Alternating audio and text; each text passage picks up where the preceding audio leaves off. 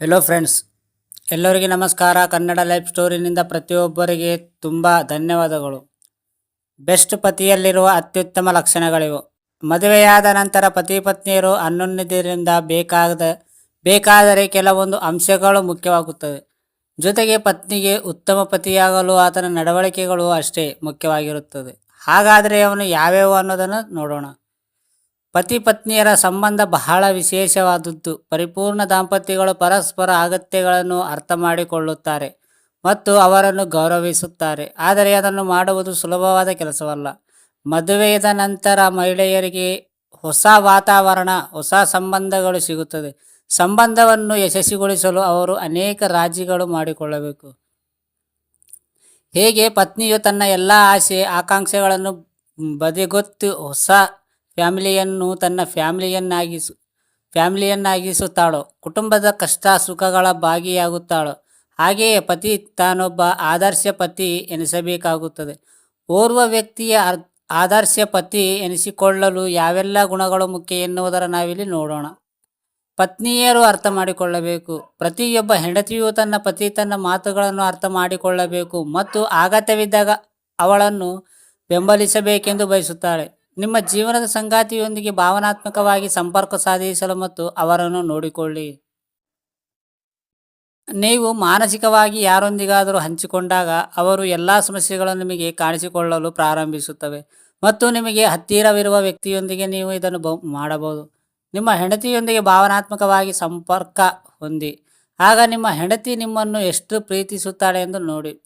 ಅವಳು best friend ಆಗಿರಿ. ವಿವಾಹಿತ ದಾಂಪತ್ಯಗಳು ಕೇವಲ ಗಂಡ ಮತ್ತು ಹೆಂಡತಿಗಿಂತ ಹೆಚ್ಚು ಉತ್ತಮ ಸ್ನೇಹಿತರಾಗಿರಬೇಕು.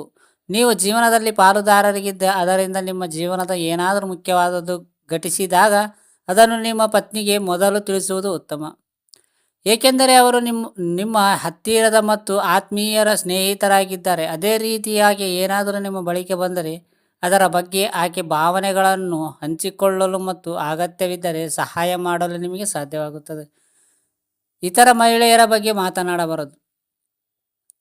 ತನ್ನ ಮುಂದೆ ಎಷ್ಟೇ ಚೆಲುವಾದ ಹೆಂಗಸರು ಕಂಡರೂ ತನ್ನ ಜೀವನದಲ್ಲಿ ಒಬ್ಬಳೇ ತನ್ನ ಹೃದಯದ ಯಜಮಾನಿ ಎಂದು ತಿಳಿದಿರುವವನೇ ಪರಿಪೂರ್ಣ ಪತಿ.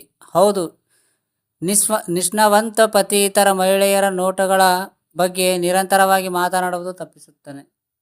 ಪತಿ ಪತ್ನಿಯರ ನಡುವೆ ತಿಳುವಳಿಕೆ. ಪತಿ ಪತ್ನಿಯರ ನಡುವೆ ಉತ್ತಮವಾದ ತಿಳುವಳಿಕೆ ಇದ್ದಾಗ ಮಾತ್ರ ಅವರ ನಡುವೆ ಸರಿಯಾದ ಬಾಂಧವ್ಯ ಏರ್ಪಡುತ್ತದೆ. ಪ್ರತಿಯೊಬ್ಬ ದಾಂಪತ್ಯಗಳು ತಮ್ಮ ಸಂಗಾತಿಯ ತಮ್ಮ ಭಾವನೆಗಳನ್ನು ಅವರೊಂದಿಗೆ ಹಂಚಿಕೊಳ್ಳಲು ಮತ್ತು ತಮ್ಮ ಪ್ರಯತ್ನವನ್ನು ತೋರಿಸಲು ಬಯಸುತ್ತಾರೆ. ನೀವು ಇದನ್ನು ಮಾಡಿದಾಗ ನಿಮ್ಮ ಸಂಬಂಧಗಳನ್ನು ಉತ್ತಮ ಮತ್ತು ಬಲವಾಗಿರುತ್ತದೆ. ಗೌರವ ನೀಡುವುದು. ಪ್ರತಿಯೊಬ್ಬ ಹೆಂಡತಿಯು ತನ್ನ ಪತಿ ತನ್ನನ್ನು ಗೌರವಿಸಬೇಕೆಂದು ಬಯಸುತ್ತಾಳೆ. ಖಾಸಗಿಯಾಗಿ ಮಾತ್ರವಲ್ಲದೆ ಎಲ್ಲರ ಮುಂದೆಯೂ ಗೌರವದಿಂದ ವರ್ತಿಸಿ.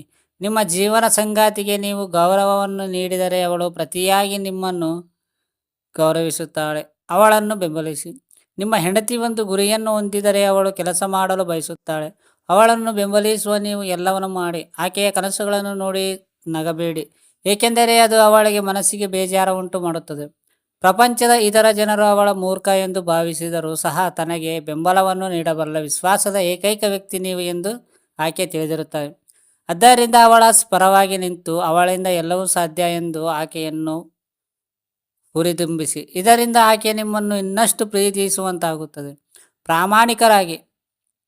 ಒಬ್ಬ ಪ್ರಾಮಾಣಿಕ ವ್ಯಕ್ತಿ ಅದ್ಭುತ ಪತಿಯನ್ನು ಮಾಡುತ್ತಾನೆ. ನಿಮ್ಮ ಹೆಂಡತಿಯ ಸತ್ಯವನ್ನು ಹೇಳುವುದು, ಅವಳಿಂದ ವಿಷಯಗಳನ್ನು ಮುಚ್ಚಿಡಿರುವುದು ಮತ್ತು ನಿಮ್ಮ ಜೀವನದ ಪ್ರತಿಯೊಂದು ಅಂಶದಲ್ಲಿ ಅವಳನ್ನು ತೊಡಗಿಸಿಕೊಳ್ಳುವುದು ಅವಳ ನಂಬಿಕೆಯನ್ನು ಗಳಿಸಲು ಸಹಾಯ ಮಾಡುತ್ತದೆ ಮತ್ತು ನೀವು ಅವಳೊಂದಿಗೆ ಗೌರವ ಮತ್ತು ಪ್ರಾಮಾಣಿಕತೆಯನ್ನು ಮರಳಿ ಪಡೆಯುತ್ತೀರಿ ಎಂಬುದನ್ನು ಖಚಿತಪಡಿಸುತ್ತದೆ.